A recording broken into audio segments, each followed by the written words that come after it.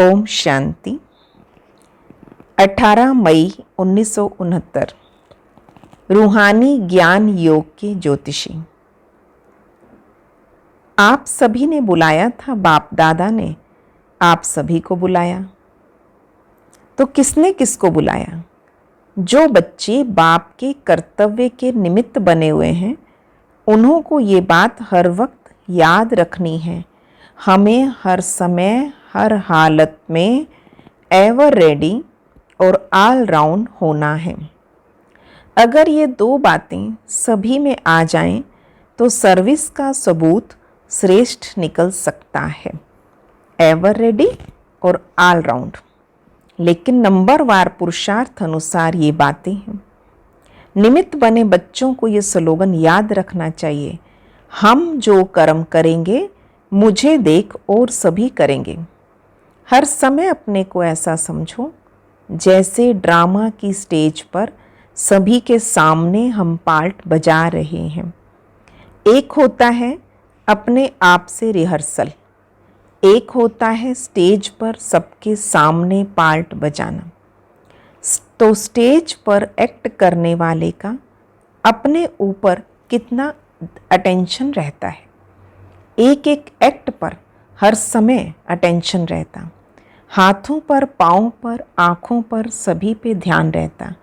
अगर कोई भी बात नीचे ऊपर होती है तो एक्टर के एक्ट में शोभा नहीं होती। तो ऐसे अपने को समझकर चलना। 3 मिनट का रिकॉर्ड भी भरते हो तो कितना ध्यान देते हो। तो यहाँ तो 21 जन्मों का रिकॉर्ड भर रहे हो, तो भरते समय बहुत ध्यान रखना है। तुम्हारा भी 21 जन्मों के लिए सतयुगी राजधानी का रिकॉर्ड भरता है, वो रद्द ना हो जाए। रद्द हुआ तो दूर हो जाएंगे, ये सोचना चाहिए। हमारे हर कर्म के ऊपर सभी की आँख है। एक्टर्स जब देखते हैं कि हमको सब देख रहे हैं तो खास अटेंशन रहता है। कोई देखने वाला ना हो तो अलबेलापन रहता है। तो हमेशा समझना चाहिए, भल हम अकेलेपन में कुछ करते तो भी सृष्टि के सामने सारी सृष्टि की आत्माएं चारों ओर से हमें देख रही है। अगर एक एक फूल ऐसा सुंदर संपूर्ण हो जाए तो इस बगीचे की खुशबू कितनी फैल जाती। लेकिन क्यों नहीं फैलती? उसका कारण क्या? खुशबू के साथ साथ कहाँ कहाँ बीच में और बातें भी आ जाती। भले खुशबू कितनी भी हो, लेकिन खुशबू से भी जल्दी फैलने वाली बदबू होती है। जरा सी बात सारी खुशबू को ख़त्म कर देती है।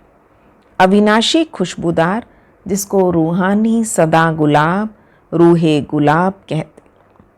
तो सदा गुलाब एक होता है खुशबूदार, जिसको सदा गुलाब कहते। एक होता है सदा गुलाब, दूसरा है गुलाब और तीसरा रूहे गुलाब।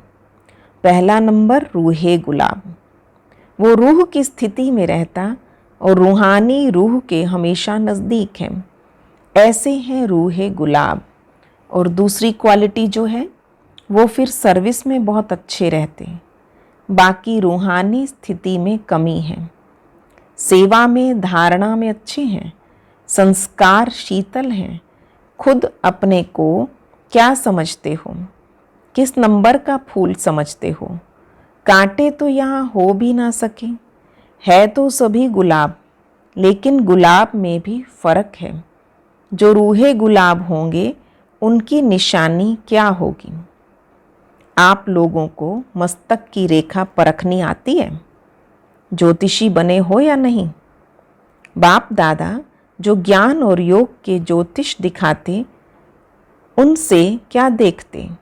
हर एक के मुखड़े से, नैनों से, मस्तक से मालूम पड़ता है, इसमें भी विशेष मस्तक और नैनों से।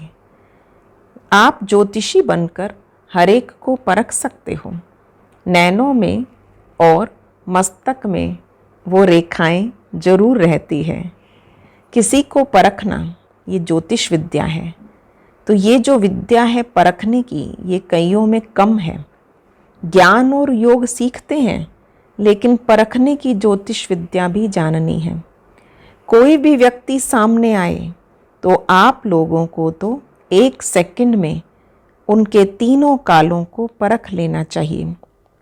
एक तो पास्ट में उसकी लाइफ क्या थी, वर्तमान समय उसकी वृत्ति, दृष्टि और भविष्य में कहाँ तक ये अपनी प्रारब्ध बना सकते हैं, ये जानने की प्रैक्टिस चाहिए। ये परखने की जो नॉलेज है वो बहुत कम है, ये कमी अभी भरनी चाहिए। वर्तमान समय जो आने वाला है उसमें अगर ये गुण नहीं होगा, कमी होगी, तो धोखे में आ जाएंगे। कई ऐसी आत्माएं आपके सामने आएंगी जो अंदर एक और बाहर से दूसरी होंगी, परीक्षा के लिए आएंगी, क्योंकि कई समझते हैं ये सिर्फ रटे हुए हैं, तो कई रंग रूप से, आर्टिफिशियल रूप से भी परखने के लिए आएंगे, भिन्न भिन्न रूप से आएंगे। इसलिए ध्यान रखना, ये किस लिए आया है, उसकी वृत्ति क्या है, और अशुद्ध आत्माओं की भी बड़ी संभाल करनी है। ऐसे ऐसे केस भी बहुत होंगे। दिन प्रतिदिन आप आत्माएं तो बहुत होते हैं, आपदाएं, अकाल मृत्यु, पाप कर्म बढ़ते जाते हैं, तो उनकी वासनाएं जो रह जाती है वो अशुद्ध आत्माओं के रूप में भटकती है। इविल सोल कहते हैं कभी। इसलिए ये बहुत बड़ी संभाल रखनी है। कोई में अशुद्ध आत्मा की प्रवेशता होती तो उसको भगाने के लिए एक तो धूप जलाते और आग में चीज़ को तपा के फिर लगाते, लाल मिर्च खिलाते, तो आप सभी को फिर योग अग्नि से काम लेना है। हर कर्मेंद्री को योग अग्नि में तपाना है, फिर कोई वार नहीं कर सकेंगे। थोड़ा भी कहीं ढीलापन हुआ, कोई भी कर्मेंद्री ढीली हुई तो प्रवेशता हो सकती है। वो अशुद्ध आत्माएं भी बड़ी पावरफुल होती हैं, वो माया की पावर भी कम नहीं होती। ये बहुत ध्यान रखना है।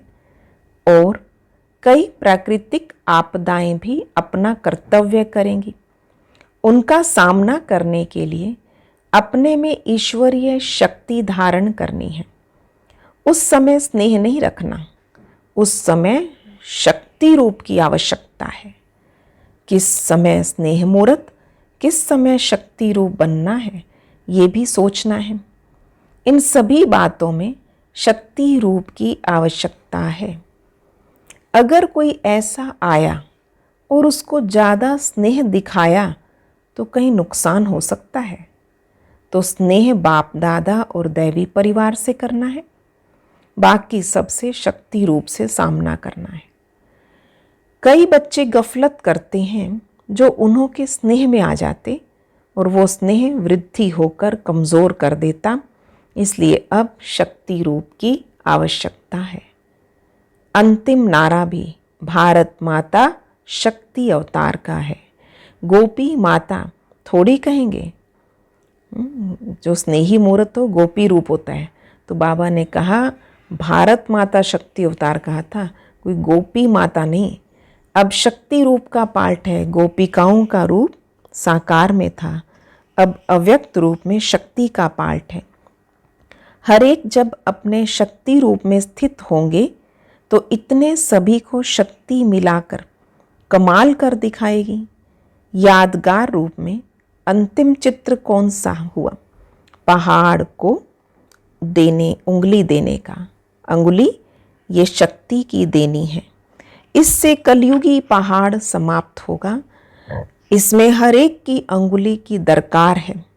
अभी वो अंगुली पूरी रीति नहीं दी, उठाते जरूर हैं, परंतु कोई की कभी सीधी, कोई की कभी टेढ़ी हो जाती। जब पूरी अंगुली होगी तब प्रभाव निकलेगा। एक जैसी अंगुली देनी है। इस कलयुगी पहाड़ को जल्दी से अंगुली देकर फिर सतयुगी दुनिया में लाना है। साकार के साथ स्नेह है तो जल्दी जल्दी इस पुरानी दुनिया से चलने की अब तैयारी करो। आप कहेंगे अभी सेवा कहाँ हुई है, लेकिन सेवा भी किसके लिए रुकी है? अगर आप हर एक शक्ति रूप में स्थित हो जाओ तो आपके जो भूले भटके भक्त हैं न चाहते भी चुंबक के आगे आ जाएंगे, देरी नहीं लगेगी। अच्छा, ओम शांति।